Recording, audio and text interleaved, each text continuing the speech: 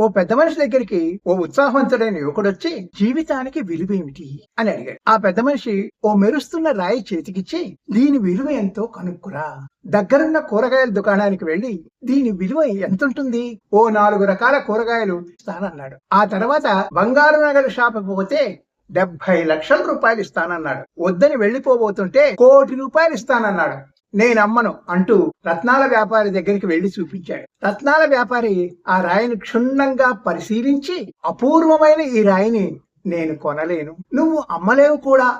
ఆశ్చర్యపోయి పెద్ద మనిషి దగ్గరికి పోయి జరిగింది చెప్పాడు. జీవితం విలువ ఏమిటో ఇప్పటికీ అర్థం కాలేదా?